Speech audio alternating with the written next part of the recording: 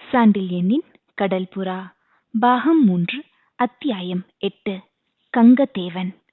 மானக்காவரத்தின் முகப்புத் தீவின் தென்முனைக்கெதிரே கடல்புறாவையும் மற்ற 2 மரக்கலங்களையும் நங்கூரம் பாய்ச்சி நிறுத்திவிட்டு காலை நேரத்தில் கடல்புறாவின் தளத்தில் நின்று எதிரே இருந்த பெரும் தீவை நோக்கியதும் இளைய பல்லவன் மகிழ்ச்சிக்கு பதில் பெரும் எச்சரிக்கை அடைந்தான் என்றால் அதற்கு தகுந்த காரணம் இருக்கவே செய்தது.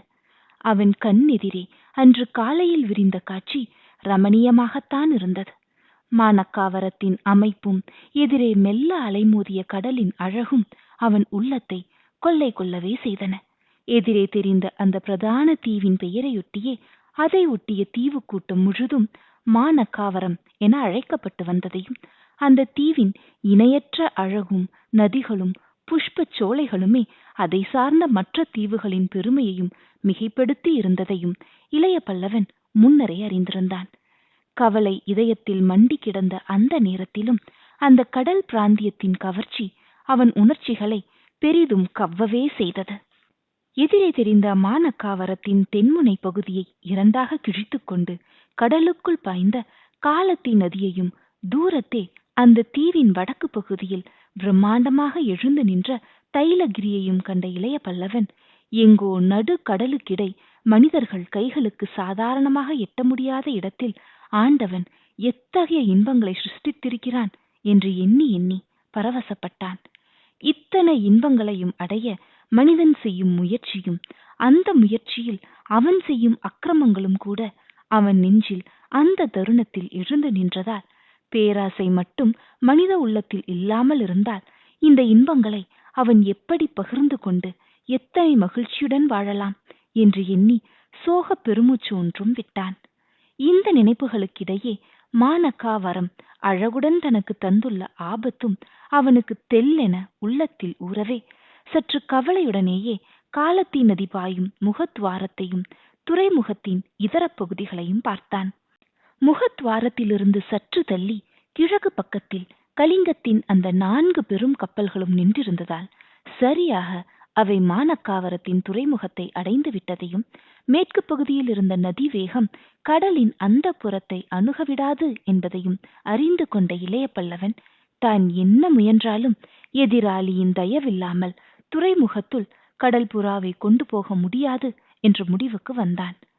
பலவர்மன் உளறலிலிருந்து துறைமுக தலைவனிடமிருந்து எந்த விதமான கருணையையோ உதவியையோ எதிர்பார்ப்பதும் பயனற்றது என்பதையும் இளைய பல்லவன் புரிந்து கொண்டானாகையால் அதிக முன்னெச்சரிக்கையுடனும் தந்திரத்துடனும் தான் நடந்து கொள்ள வேண்டும் என்ற முடிவுக்கு வந்தான். இத்தனை யோசனையிலும் அவனுக்கு ஆதரவளித்த அம்சமும் ஒன்றிருந்தது. மானக்காவரத்தின் கடற்கரையோரமாக வளர்ந்து புஷ்ப ஒட்டியானம் போல் அதை சூழ்ந்திருந்த பூமர சோலைகளும், அந்த சோலைகளை அடுத்து கடல் நீரை அணைத்து நின்ற பெரும் கடற்கோரைகளும் அவனுக்கு ஓரளவு சாந்தியை அளித்தன. இப்படியாக அந்த தீவின் அமைப்புகள், அந்த அமைப்புகளால் ஏற்படக்கூடிய பலாபலன்கள், கஷ்ட நஷ்டங்கள் ஆகிய அனைத்தையும் எடை போட்டு கொண்டு நின்ற இளைய பல்லவன் காலை கதிரவன் தலை காட்டிய அந்த சமயத்தில் துறைமுகத்திலிருந்து ஒரு பெரும் படகு தனது மரக்கலத்தை நோக்கி வருவதை கவனித்ததும் தன் சோதனைக்கு தயாராக வேண்டும் என்பதை தீர்மானித்துக் கொண்டு அமீர், அமீர் என்று 2 முறை கூவினான். அருகே ஓடி வந்த அமீருக்கும் அந்த படகை காட்டி, அமீர், அதோ பார், எதிரி வருகிறான் என்று கூறினான். அமீர் பதிலேதும் சொல்லவில்லை. இடுப்பு கச்சையிலிருந்த குறுவாட்களை மெல்ல தடவினான். அமீரின் மனப்போக்கை புரிந்து கொண்ட இளைய பல்லவன், அவற்றுக்கு இப்பொழுது தேவையில்லை அமீர், அவற்றை தற்சமயம் உபயோகிப்பது நம்மை ஆபத்திலேயே அழுத்தும் என்று எச்சரித்ததன்றி, இந்த வினாடி முதல் நாம் அனைவரும் கலிங்கத்தின் கடல் வீரர்கள் என்பது நினைவிருக்கட்டும் என்று கூறினான். ஏதும் புரியாத விழிகளை இளைய பல்லவன் மீது நாட்டிய அமீர், நாமா கலிங்கத்தின் மாலுமிகளா? என்று முதல் கலிங்கத்தின் சேவையில் இருக்கிறோம் என்று வினவினான் குழப்பமும் இகழ்ச்சியும் கலந்த குரலில். இன்று காலை முதல் என்று கூறிய இளைய பல்லவன் கடல்புறா மீது கம்பீரமாக பறந்து கொண்டிருந்த கலிங்கத்தின் கொடியை காட்டினான். அமீரின் பெரு விழிகள் ஆச்சரியத்தால் மலர்ந்தன. அப்படியானால் மானக்காவரம் என்று துவங்கிய அமீர் ஆச்சரியம் இதயத்திலும் விரிந்ததால் வாசகத்தை முடிக்காமல் இழுத்தபடியே விட்டான். கலிங்கத்தின் வசம்தான் இருக்கிறது அமீர் என்று அமீரின் இதய வாசகத்தை பூர்த்தி செய்தான் சோழர் படை தலைவன். உங்களுக்கு என்ன சோதிடம் தெரியுமா என்று அமீர் வினவினான். மேலும் ஆச்சரியம் உள்ளத்தில் பொங்கி எழ, மருந்து சொன்னேன், மந்திரம் சொன்னேன், இப்பொழுது சோதிடம் சொல்கிறேன். ஆயக்கலைகள் 64 அறிவதில் தவறென்ன அமீர் என்று கூறிய இளைய பல்லவன் பேச்சில் நகைச்சுவை இருந்தாலும் குரலில் அந்த சுவை சிறிதும் தெரியவில்லை. குரலில் கவலையே மண்டி கிடந்தது. நீங்கள் சொல்வது புரியவில்லை என்றான் அமீரும் கவலையுடன். இளைய பல்லவன் குரலில் இருந்த கவலையை கவனித்ததால், கடல் புறா பெரும் ஆபத்தில் சிக்கிக் கொண்டிருக்கிறது. சற்று நாம் நிதானம் தப்பி நடந்தால் கடல் புறா, நாம் கைப்பற்றிய கலங்கத்தின் மரக்கலங்கள், இந்த 3லும் உள்ள மாலுமிகள் அனைவரும் அழிந்து போவோம். அந்த அழிவிலிருந்து நம்மை விடுவித்துக் கொள்ள மருந்து கண்டுபிடித்தேன், மந்திரம் கண்டுபிடித்தேன், சோதிடமும் இப்பொழுது சொன்னேன். மருந்து பலவர்மன், மந்திரம் அதோ பறக்கும் கலிங்கத்தின் கொடி. சோதிடம் உதிர்ந்தது பலவர்மன் உளறலிலிருந்து. மானக்காவரம் கலிங்கத்தின் பெரும் கயவன் ஒருவன் கையில் இருக்கிறது என்பதை பலவர்மன் மயக்கத்தில் உளறினான். அதை கேட்ட பின்புதான் உன்னிடம் சொன்ன திட்டத்தை வகுத்தேன் என்று விளக்கிய இளைய பல்லவன், சொல்லிவிடு அமீர், எல்லோரிடமும் சொல்லிவிடு. கடல் புறா கலிங்கத்தின் மரக்கலம் புதிதாக ஸ்ரீவிஜயத்தில் நிர்மாணிக்கப்பட்டது. கலிங்கத்திற்கு அனுப்ப மாலுமிகளை அமர்த்த இங்கு வந்திருக்கிறது. இதில் உள்ள அனைவரும் கலிங்கத்தின் மாலுமிகள், தெரிகிறதா என்று உத்தரவிட்டான். தெரிகிறது என்று கூறிய அமீர் சந்தேகத்துடன் இளைய பல்லவனை நோக்கினான். என்ன சந்தேகம் அமீர்? நான் சொல்வது விளங்கவில்லை உனக்கு? இளைய பல்லவன் கேள்வி திடமாக எழுந்தது. விளங்குகிறது. அமீரின் பதிலில் சிறிதும் திடமில்லை. பின் என்ன என கேட்டான் இளைய பல்லவன். இருப்பினும் ஒரு சந்தேகம் என்றான் அமீர். என்ன சந்தேகம் என கேட்டான் இளைய பல்லவன். கடல் புறாவிலேயே மாலுமிகள் இருக்கிறார்கள் என்றான் அமீர். ஆம், இருக்கிறார்கள் என ஆமோதித்தான் இளைய பல்லவன். பிடிபட்ட 2 மரக்கலங்களிலும் மாலுமிகள் இருக்கிறார்கள் என்றான் அமீர். ஆம் என ஆமோதித்தான் இளைய பல்லவன். இவர்கள் இருக்க கலிங்கத்துக்கு கடல் புறாவை அனுப்ப மாலுமிகளை தேடி மானக்காவரம் வருவானேன் என கேட்டான் அமீர். பலமான காரணம் இருக்கிறது என்றான் இளைய பல்லவன். என்ன காரணமோ என கேட்டான் அமீர். காரணம் பலவர்மன் என்றான் இளைய பல்லவன். இதை கேட்ட அமீர் மெல்ல நகைத்தான். மயங்கி கிடக்கும் பலவர்மன் காரணமா என்று வினவினான் நகைப்பினூடே. அவன்தான் காரணம் என்றான் படைத்தலைவன் உறுதியான குரலில். ஏன் என்று மீண்டும் வினவினான் அமீர். இளைய பல்லவன் பதில் கூறினான். பதிலை கேட்டு திகைத்தே போனான் அமீர். என்ன என்ன என்று 2 முறை அந்த திகைப்புக்கிடை வினவவும் செய்த அமீரின் பெருவிழிகள் அத்தனை திகைப்பிலும் பயங்கரமாக உருண்டன. இளைய பல்லவன் மீண்டும் அந்த பதிலை அமைதியுடன் சொன்னான். பலவர்மன் தான் கடல் புறாவின் தலைவர் என்று. பலவர்மன் தலைவரா? கடல் புறாவுக்கா? அமீரின் ஒவ்வொரு கேள்வியும் சுரில் சுரில் என எழுந்தது. ஆம் என கூறினான் இளைய பல்லவன். அவருக்கு நாங்கள் கீழ்ப்படிய வேண்டும் என்றான் அமீர். ஆம் என்றான் இளைய பல்லவன். அவர் உத்தரவை நானும் கண்டியத்தேவரும் கூலவாணிகரும் நிறைவேற்ற வேண்டுமாக்கும். அமீரின் பேச்சில் பெரும் வெறுப்பும் கோபமும் மண்டி கிடந்தது. அது தேவையில்லை என்று கூறிய இளைய பல்லவன் இதழ்களில் புன்முறுவல் படர்ந்தது. எது தேவையில்லை என்று காரணமில்லாமல் சீறினான் அரபு நாட்டு அமீர். அவர் உத்தரவுகளுக்கு பணிய வேண்டிய தேவையில்லை என்றான் இளைய பல்லவன். அவர் தலைவரானால், அவர் உத்தரவிட்டால் படியாமல் என்ன செய்வது என கேட்டான் அமீர். உத்தரவிட்டால் தானே படிய வேண்டும் என கேட்டான் இளைய பல்லவன். ஆம் என கூறினான் அமீர்.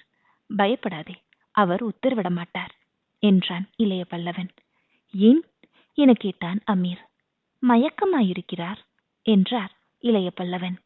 மயக்கம் தெளிந்தால் என கேட்டான் அமீர். தெரியாது என கூறினான் இளைய பல்லவன். எப்படி தெரியும் உங்களுக்கு? வைத்தியத்திலும் பரிச்சயம் உண்டா என கேட்டான் அமீர். கிடையாது, வைத்தியத்தில் பரிச்சயம் உள்ளவனிடம் சொல்லி இருக்கிறேன் என்றான் இளைய பல்லவன். என்ன சொல்லி இருக்கிறீர்கள் என கேட்டான் அமீர். தலைவரை விழிக்க விட வேண்டாம் என்று. இதை சர்வசாதாரணமாகத்தான் இளைய பல்லவன் சொன்னான். அந்த சொற்களின் அர்த்தத்தை புரிந்து கொண்ட அமீரின் விழிகள் முன்னை விட அதிகமாக மலர்ந்தன. இளைய பல்லவன் அத்தனை கொடூரமாக மாற முடியும் என்பதை அமீர் சிறிது கூட நம்ப முடியாததால் தன் பெரு உதடுகளை திறந்து, பலவர்மனை கொன்றுவிட என்று சொற்களை உதிர்க்க முற்பட்டு நிறுத்தினான். இல்லை, கொல்ல சொல்லவில்லை. அவன் இறப்பதால் நமக்கு லாபமில்லை என்றான் இளைய பல்லவன். லாபம் இருந்தால் கொன்று விடுவீர்களா என கேட்டான் அமீர். லாபம் இருந்தால் என்பதை விட அவசியம் இருந்தால் என்ற சொல்லை உபயோகப்படுத்தலாம் அமீர் என்றான் இளைய பல்லவன். அந்த சொல் உங்கள் கொலையுணர்ச்சிக்கு திருப்தியை தரும் போல் இருக்கிறது என்றான் அமீர். ஆமாம் அமீர், போரில் எதிரிகளை அவசியத்தினால் கொள்கிறோம். இல்லாவிட்டால் அவர்கள் நம்மை கொன்று விடுவார்கள். தற்காப்புக்காக கொள்வதை சாத்திரம் அனுமதிக்கிறது என்றான் இளைய பல்லவன். சாத்திரத்தை நன்றாக படித்திருக்கிறீர்கள். அமீரின் குரலில் இகழ்ச்சி தொனித்தது. அதனால்தான் பல காரியங்களை சாதிக்க முடிகிறது என்று விளக்கினான் இளைய பல்லவன். இளைய பல்லவன் நோக்கும் போக்கும் அமீருக்கு சரியாக பிடிபடவில்லை. இருப்பினும் தலைவன் சொல்லை என்றும் தட்டாத அமீர் அப்பொழுதும் தட்டாமலே நடந்து கொண்டான். காயப்பட்டு படுத்திருக்கும் பலவர்மனை எந்த நன்மையையோ லாபத்தையோ அவசியத்தையோ முன்னிட்டுக் கொள்வது சரியாகாது என்ற முடிவே வீரனான அமீரின் மனதில் எழுந்தது. கொல்லும் உத்தேசமில்லாமல் அவனை நினைவிழக்க மருந்து கொடுக்க சொல்வது தவறு என்று நினைத்தான் அமீர். இருப்பினும் தனது எண்ணங்களை வெளிக்கு காட்டாமல், அடுத்து என்ன செய்ய வேண்டும் படைத்தலைவரே என்று வினவினான் வறண்ட குரலில். அவன் கேட்ட நேரத்தில் கடல் புறாவை அணுகி வந்து கொண்டிருந்த படகின் மீதே கண்களை நாட்டிக் கொண்டிருந்த இளைய பல்லவன், அமீர், இக்கப்பலின் தலைவர் அக்ஷயமுனை கோட்டை தலைவர் பலவர்மர். நான் அவருடைய உபதலைவன். இடையே சோழர் கப்பல்களுடன் போரிட நேர்ந்த போது பலவர்மர் காயமுற்று சிகிச்சையில் இருந்து வருகிறார் என்று நமது மாலுமிகளுக்கு சொல்லிவை. குணவர்மரை ஓர் அறையில் அடைத்துவை. வெளியில் தலை காட்ட வேண்டாம் என்று எச்சரித்துவிடு என்று விடு என்று உத்தரவிட்டான். காஞ்சனாதேவியையும் அறையில் அடைத்து விடவா என கேட்டான் அமீர். வேண்டாம், காஞ்சனாதேவி பலவர்மனின் வளர்ப்பு மகள் என்றான் இளைய பல்லவன். ஓஹோ என்றான் அமீர். ஆம், புரிகிறதா என கேட்டான் இளைய பல்லவன். புரிகிறது என்றான் அமீர்.